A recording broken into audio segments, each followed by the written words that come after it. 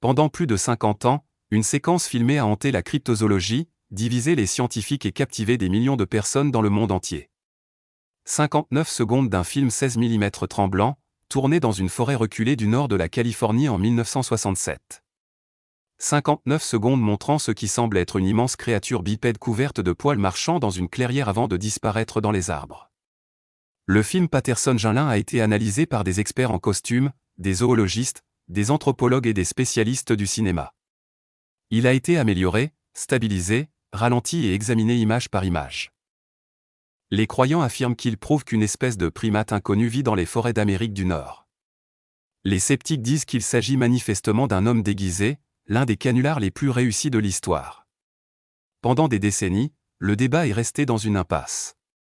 Le film était soit réel, soit faux, et aucune analyse humaine ne pouvait le prouver de manière définitive. Chaque expert qui affirmait son authenticité était contredit par un autre qui y voyait un canular. Chaque tentative de recréer les images échouait à en reproduire le réalisme, mais cela n'empêchait pas les sceptiques d'insister sur le fait qu'il devait être faux. Puis, début 2026, quelque chose a changé. Grok AI, le système d'intelligence artificielle avancée d'Elon Musk conçu pour la reconnaissance de forme et l'analyse d'images, a eu accès au scan numérique de la plus haute qualité jamais produit du film Patterson-Gimlin. L'IA a été invitée à analyser les images à l'aide de méthodes qu'aucun chercheur humain ne pouvait reproduire, notamment une analyse biomécanique image par image, un suivi de mouvements, une cartographie des textures, une modélisation de la physique de la lumière et une évaluation d'anatomie comparée par rapport à toutes les espèces connues. Ce que Grok a révélé a stupéfié à la fois les croyants et les sceptiques. L'IA ne s'est pas contentée de dire si le film était réel ou faux, elle a fourni des preuves mesurables et spécifiques sur ce que les images montrent réellement. Des preuves qui changent l'ensemble du débat. Des preuves qui suggèrent que le film Patterson-Gimlin est bien plus mystérieux et significatif que quiconque ne l'avait réalisé. Voici ce que Grok AI a finalement révélé sur la pièce de preuve cryptozoologique la plus célèbre jamais capturée. Avant de comprendre ce que Grok a découvert, nous devons comprendre ce qui rend le film Patterson-Gimlin si important et pourquoi il est resté controversé pendant plus d'un demi-siècle.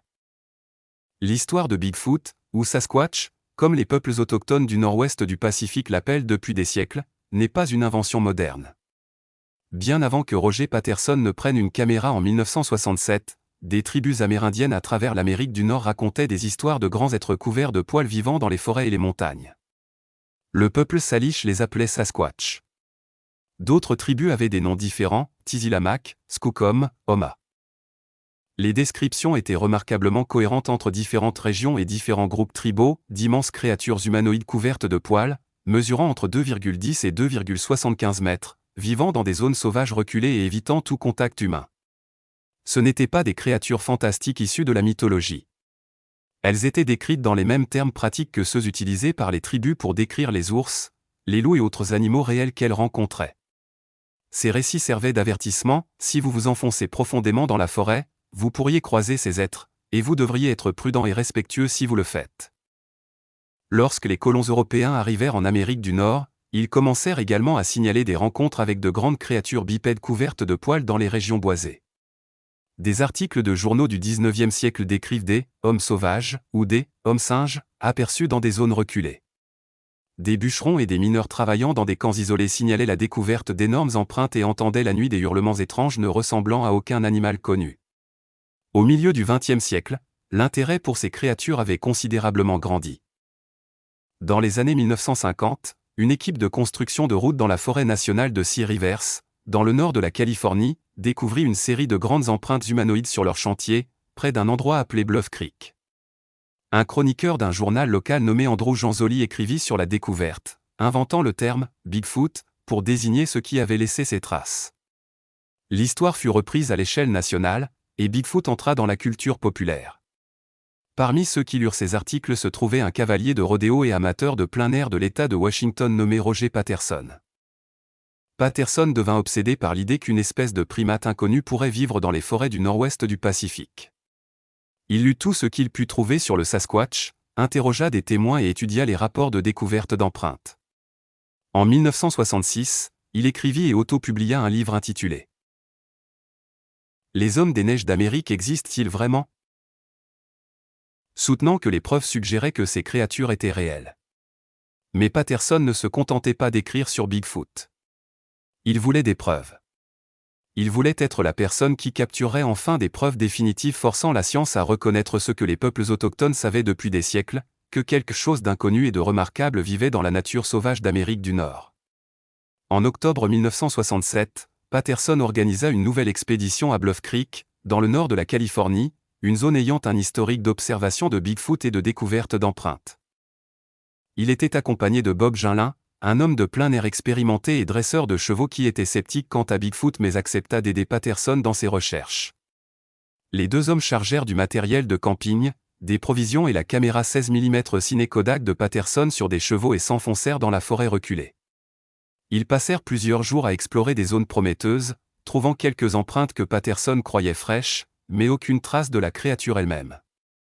Puis, le 20 octobre 1967, tout changea. Patterson et Ginlin chevauchaient le long d'un lit de ruisseau dans une zone connue sous le nom de Bluff Creek. C'était en début d'après-midi. Le temps était clair. En contournant un virage dans le ruisseau, ils virent quelque chose qui allait changer leur vie à jamais.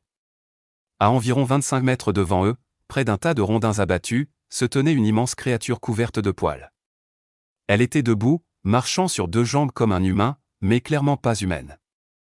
L'être était énorme. Des estimations ultérieures le placeraient à près de 2,10 mètres et peut-être plus de 225 kg. Il était couvert de la tête aux pieds de poils brun foncé ou brun rougeâtre, et il bougeait. Les chevaux paniquèrent immédiatement. Le cheval de Patterson se cabra et il tomba, atterrissant durement sur le sol. Mais même en se remettant sur ses pieds, l'obsession de Patterson prit le dessus. C'était le moment qu'il avait cherché. C'était sa chance. Il attrapa sa caméra dans ses sacoches, la mit en marche et commença à filmer tout en courant vers la créature pour se rapprocher. Ginlin, toujours à cheval et tenant un fusil, regardait avec une stupéfaction totale. Il dira plus tard qu'il était prêt à tirer si la créature attaquait Patterson, mais qu'il s'en abstint car l'être n'agissait pas de manière agressive. Pendant les 59 secondes suivantes, Patterson filma la créature qui s'éloignait à grande foulée délibérée. L'être se déplaçait calmement, jetant un regard en arrière vers Patterson une fois avant de continuer vers la forêt. Il n'y avait aucune panique dans son mouvement, aucune précipitation. Il marchait simplement avec une démarche étrange et puissante qui ne ressemblait à rien que Patterson ou Ginlin n'avaient jamais vu. Puis il disparut, s'enfonçant dans la forêt dense au bord de la clairière. Patterson manqua de pellicule. Sa caméra s'arrêta. La rencontre était terminée. Mais ces 59 secondes d'image allaient devenir la pièce de preuve la plus analysée, débattue et controversée de l'histoire de la cryptozoologie. Après la disparition de la créature, Patterson et Ginlin s'approchèrent de la zone où elle avait marché. Ils trouvèrent des empreintes nettes dans le sable mou et la boue le long du lit du ruisseau. Les traces étaient massives, 35 cm de long et environ 18 cm de large à l'avant-pied. Elles étaient profondément imprimées dans le sol, suggérant que quelque chose de très lourd les avait laissées. Les deux hommes réalisèrent des moulages en plâtre de plusieurs empreintes pour les conserver comme preuve. Lorsque ces moulages furent analysés ultérieurement, les chercheurs notèrent des caractéristiques inhabituelles. La trace montrait ce qui semblait être une cambrure médio-plantaire flexible, différente de l'arche rigide du pied humain. L'écartement des orteils et les variations de profondeur suggéraient des schémas de répartition du poids incompatibles avec une marche humaine sur le même terrain. Mais les preuves physiques étaient secondaires par rapport à ce que Patterson avait capturé sur film. Lorsque les images furent développées et présentées au public, elles causèrent une sensation immédiate. La créature, que les chercheurs surnommèrent « Patty », ne ressemblait à rien de documenté auparavant. Le film montrait un être se déplaçant avec un mouvement fluide et naturel. Ses bras se balançaient en marchant. Ses épaules et ses hanches bougeaient en rythme coordonné. Les poils couvrant son corps semblaient se déplacer et se déformer naturellement avec ses mouvements. Et ce qui frappait le plus était la taille et les proportions de la créature. Elle semblait massive et très musclée, avec une structure corporelle combinant des caractéristiques simiennes et humaines d'une manière ne correspondant à aucun animal connu. L'image 352 du film devint iconique, le moment où Patty tourne la tête pour regarder en arrière vers Patterson. Dans cette seule image, le visage est partiellement visible, les proportions corporelles sont claires, et la posture naturelle et détendue de la créature est évidente. Pour les croyants, l'image 352 était la preuve de l'authenticité. Pour les sceptiques, elle restait le meilleur faux qu'ils aient jamais vu. Le film Patterson-Gimlin fut rendu public et généra immédiatement une énorme controverse. Les chaînes de télévision le diffusèrent dans les journaux télévisés. Les journaux publièrent des arrêts sur image, et presque immédiatement 2 camps se formèrent. Les croyants soulignaient le réalisme du film. La créature bougeait naturellement. Les poils semblaient vrais. Les proportions corporelles et la musculature paraissaient authentiques. La façon dont Patty marchait, avec une démarche fluide caractéristique, ne correspondait pas au schéma de marche humain. Des experts en costume examinèrent les images et déclarèrent ne pas pouvoir déterminer comment un costume aussi réaliste aurait pu être fabriqué avec la technologie de 1967. La façon dont les muscles de la créature semblaient bouger sous les poils suggérait une anatomie réelle, et non du rembourrage. Les sceptiques rétorquaient qu'il s'agissait manifestement d'un homme dans un costume. Ils traitaient Patterson d'imposteur ayant mis en scène toute l'affaire pour vendre son livre et gagner de l'argent. Il soulignait que Patterson était un cinéaste amateur ayant des problèmes financiers et une forte motivation pour créer un canular. Le fait qu'il se trouvait, par hasard, à porter une caméra de cinéma lorsqu'il rencontra Bigfoot semblait trop commode. Et sûrement, Argyle, avec l'expertise hollywoodienne disponible en 1967, créer un costume de singe convaincant aurait été possible. Le débat fit rage dans les années 1970 et 1980. De nombreux chercheurs analysèrent le film à l'aide de différentes méthodes. Certains conclurent à son authenticité. D'autres insistèrent sur sa fausseté. Mais personne ne put prouver définitivement l'une ou l'autre position. Des scientifiques et des chercheurs proposèrent diverses explications pour ce que le film pourrait montrer s'il était authentique. Pourrait-il s'agir d'un ours marchant debout? Les ours peuvent se dresser sur leurs pattes arrière, mais ils ne marchent pas avec la démarche bipède fluide et soutenue montrée dans le film. Leurs proportions sont erronées. Les ours ont des pattes plus courtes et un corps plus long que la créature dans les images. Pourrait-il s'agir d'une espèce inconnue de grands singes? L'Amérique du Nord n'a pas de grands singes indigènes, et les archives fossiles ne montrent aucune preuve que de grands primates aient jamais vécu sur le continent. Pour qu'une espèce de singe existe dans le nord-ouest du Pacifique, il faudrait soit une migration inconnue depuis l'Asie via le pont terrestre de Bering pendant l'ère glaciaire, soit une lignée évolutive complètement séparée. Les 2 scénarios sont considérés comme très peu probables par la science conventionnelle. Certains chercheurs suggérèrent qu'il pourrait s'agir d'une population survivante de Gigantopithèque, un grand singe éteint qui vivait en Asie jusqu'à environ 100 000 ans avant notre ère. Le Gigantopithèque était massif, atteignant peut-être 2,75 à 3 mètres de hauteur, et était une vraie espèce connue grâce aux archives fossiles. Mais les fossiles de Gigantopithèque n'ont été trouvés qu'en Asie, sans aucune preuve qu'il ait jamais atteint l'Amérique du Nord. Et d'après les reconstructions squelettiques, le Gigantopithèque était probablement quadrupède, et non bipède habituel comme la créature dans le film. Chaque explication biologique posait des problèmes. Chaque espèce connue susceptible d'expliquer les images ne correspondait pas tout à fait. Et cela ne laissait que 2 possibilités, soit le film montrait une espèce inconnue que la science n'avait pas encore acceptée, soit il montrait un canular très convaincant. En 2002, un chercheur nommé Greg Long publia un livre intitulé The Making of Bigfoot, prétendant finalement exposer le film Patterson-Gimlin comme un canular délibéré. Le livre de Long s'articulait autour d'un homme nommé Bob Hieronymus, qui affirmait être la personne dans le costume de Bigfoot. Selon Hieronymus, Roger Patterson l'avait engagé pour porter un costume et traverser la clairière pendant que Patterson filmait. Hieronymus affirmait qu'un fabricant de costumes nommé Philip Morris avait créé le costume en utilisant de la mousse, de la fausse fourrure et d'autres matériaux. Après le tournage, Patterson aurait prétendument payé Hieronymus et lui aurait fait jurer le secret. Des années plus tard, se sentant coupable et voulant de la reconnaissance, Hieronymus décida de révéler la vérité. Pour les sceptiques, c'était la preuve irréfutable qu'ils attendaient. Voilà l'homme dans le costume avouant son rôle dans la création de ce que beaucoup considéraient comme la preuve de Bigfoot la plus convaincante jamais capturée. Mais il y avait des problèmes avec le récit d'Hieronymus. De gros problèmes. Premièrement, sa description du costume ne cessait de changer d'une interview à l'autre. Parfois, il disait qu'il était fait de mousse et de fourrure. D'autres fois, il le décrivait différemment. Il ne pouvait pas fournir de détails cohérents sur la façon dont il était construit ou dont il fonctionnait. Deuxièmement, Philip Morris, le prétendu fabricant du costume, donna également des versions contradictoires. Dans certaines interviews, il dit avoir fabriqué le costume à partir d'un patron spécifique. Dans d'autres, il décrivit des matériaux et des méthodes différents. Et surtout, ni Hieronymus ni Maurice ne purent produire le vrai costume. Ils prétendirent qu'il n'existait plus, ce qui était commode mais invérifiable. Troisièmement, des chercheurs tentèrent de recréer le film Patterson-Gimlin en utilisant les descriptions fournies par Hieronymus et Maurice. Plusieurs tentatives furent faites avec des concepteurs de costumes professionnels créant des tenues basées sur leurs témoignages. Aucune des recréations ne correspondait au réalisme des images originales. Les costumes avaient l'air de costumes.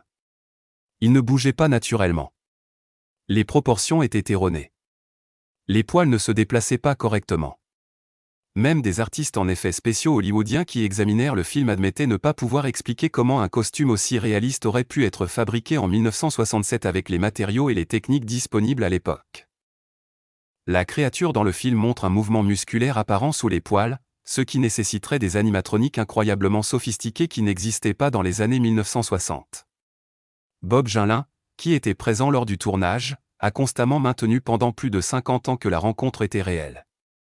Il n'a jamais varié dans son récit, n'a jamais avoué aucune tromperie et n'a jamais tiré de profit significatif du film. Sa crédibilité reste intacte. Ainsi, l'affirmation du canular, qui aurait dû clore l'affaire, n'a fait qu'ajouter plus de confusion et de controverse. Le mystère restait non résolu. Puis, début 2026, Grok.ai eut accès au film Patterson-Gimlin dans le format numérique de la plus haute résolution jamais produit. L'IA fut programmée pour analyser les images sans biais humain, sans idée préconçue sur l'existence de Bigfoot et sans connaissance des décennies de controverses entourant le film. On lui demanda simplement « Que montrent ces images ?» Grok.ai analysa chaque image des 59 secondes de film à l'aide de méthodes que les chercheurs humains ne pouvaient pas reproduire. L'IA examina les schémas de mouvement, suivant chaque mouvement de chaque partie du corps visible dans chaque image pour déterminer si le mouvement était cohérent avec un mouvement biologique réel ou avec un humain dans un costume. Elle analysa les proportions des membres, mesurant la longueur et l'épaisseur des bras, des jambes, du torse et de la tête les uns par rapport aux autres, et les comparant aux proportions humaines et à celles des grands singes. Elle calcula le centre de gravité pour chaque image, déterminant si l'équilibre et la répartition du poids de la créature étaient physiquement précis pour les mouvements montrés. L'IA examina l'articulation des articulations, suivant comment les épaules, les coudes, les hanches et les genoux bougeaient, et si l'amplitude des mouvements était cohérente avec une anatomie réelle. Elle analysa le terrain, mesurant la pente et la consistance du sol, et calculant si le placement des pieds de la créature et la longueur de sa foulée étaient appropriés pour la surface. Elle étudia la réflexion de la lumière sur les poils et la fourrure, déterminant si la façon dont la lumière interagissait avec la surface de la créature était cohérente avec de vrais poils ou avec du tissu et de la fausse fourrure. Plus impressionnant encore, Grok.ai examina la texture de la peau et du visage dans l'image 352 et dans d'autres moments où le visage de la créature était partiellement visible, analysant si des signes du bord d'un masque, des coutures de costume ou d'autres indicateurs d'une construction artificielle étaient présents. L'analyse prit des semaines de temps de traitement. Grok examina des centaines de points de données dans chaque image, construisant un profil biomécanique complet.